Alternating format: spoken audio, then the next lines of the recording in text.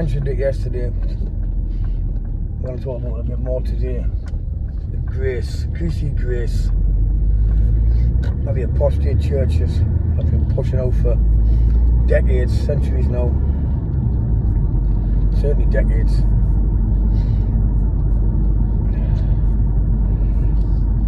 Think about it. If you actually believe that Jehovah sent his only begotten son, Yeshua, into the world as a sacrifice,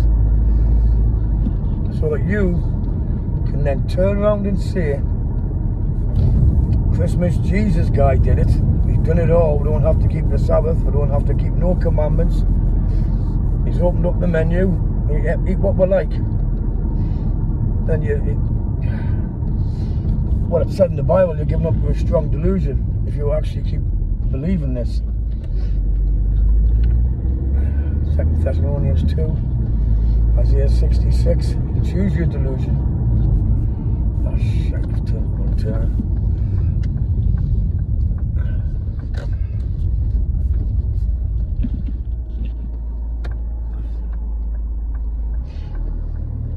See, because what the pastors have done, they've just basically just spit in Father's face. His son, Yeshua, was the perfect sacrifice spoken of in Hebrews 10, but the blood of goats and rams couldn't do. His did. It ended sacrificial law and refreshed the covenant, the holy covenant, the 10 Commandments, spoken of by Jehovah at Horeb.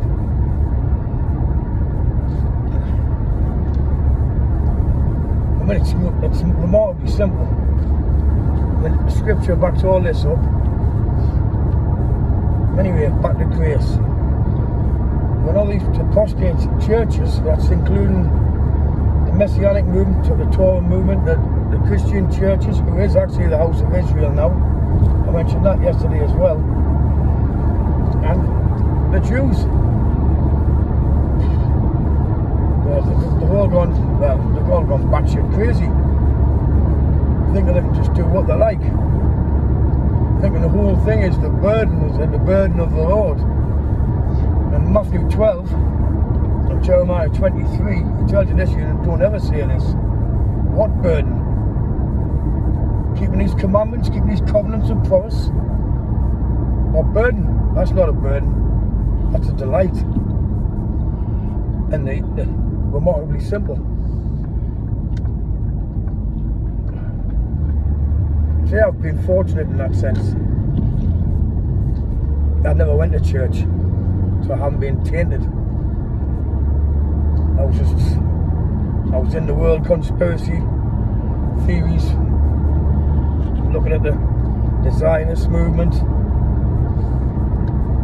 geopolitics, and you name it, I was looking into it. So fortunately I haven't been tainted by the churches, but that was my walk, that's the way he used me to come to the truth. And I'll be forever grateful for this.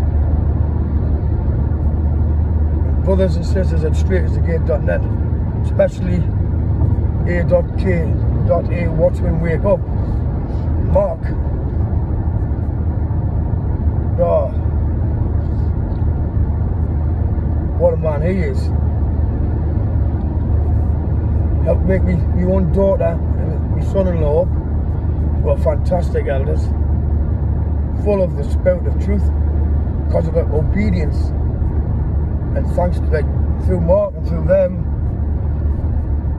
Father actually finally got to us, he pricked us, and I'm here. Anyway, that was a little side note. QC Grace.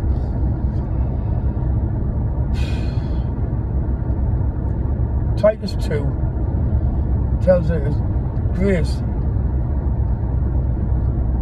conviction, helps you to deny ungodliness and worldly lust, and it's been given to all men.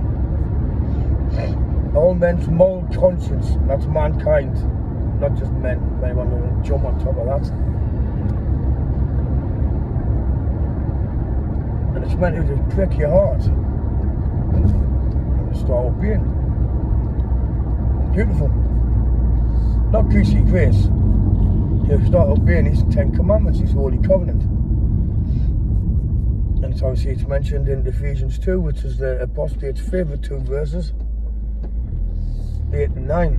But completely forgetting to read it any further, which is baffling, because the next at least 3 verses are massively important.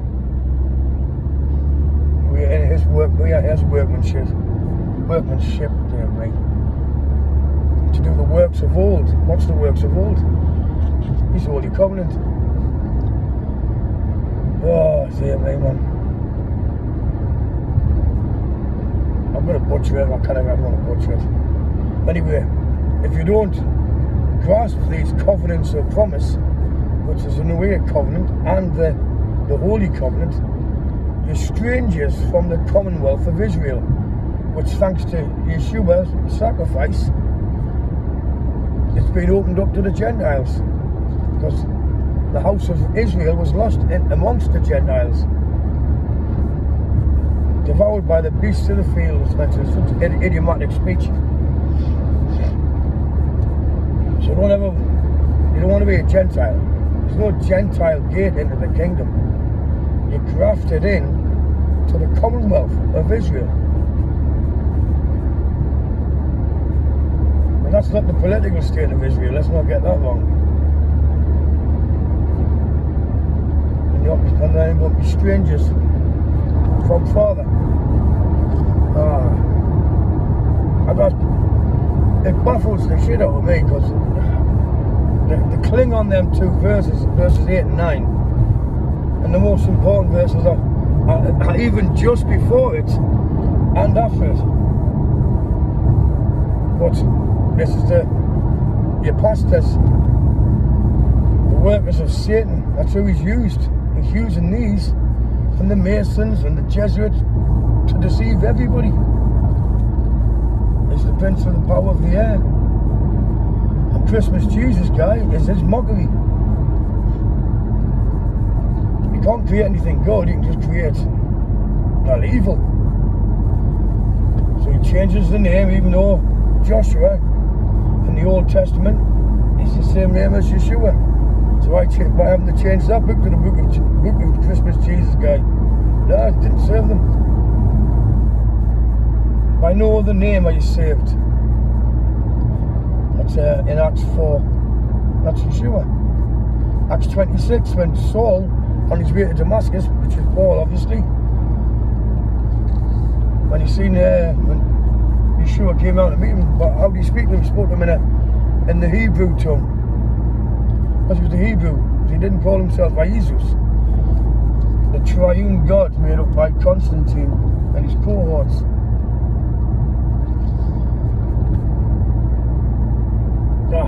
It just baffles us all. Like I say, I haven't been tainted, so I can't get my head around like the Torah movement and even the Jews, Judah, thinking that the day begins at night. I mean, that's just absolute crazy talk. I mean, what's going on there? Plenty of scriptures tell you when the day begins. The birds know when the day begins. Kids know when the day begins. Everyone knows when the day begins. It begins at dawn.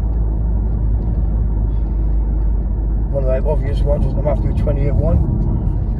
When Mary went to the sepulchre. Oh dear me, the tomb. And he was already gone. Because he rose on the Sabbath day. So once again, something else the churches are deceiving you with. The Lord's Day, Sunday, crock of shit. Absolute crock of shit. He was already gone. He was the Lord of the Sabbath.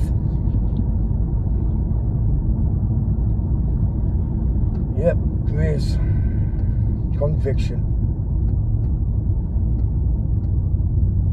Obey it. Grasp it while you can, because there's not long left. There truly isn't long left. 2 Peter 3 and Hosea 6 tell you this. Day of the Lord's 1,000 years. 1,000 years is a day. And where did he go up? Roughly between, was it 27 and 33, but most likely between them dates. 28, but even if it was 33, how long's that? Not long left. Terrifyingly close, actually. So why not call out to him while he's near? Before it's too late. Nah. Please do.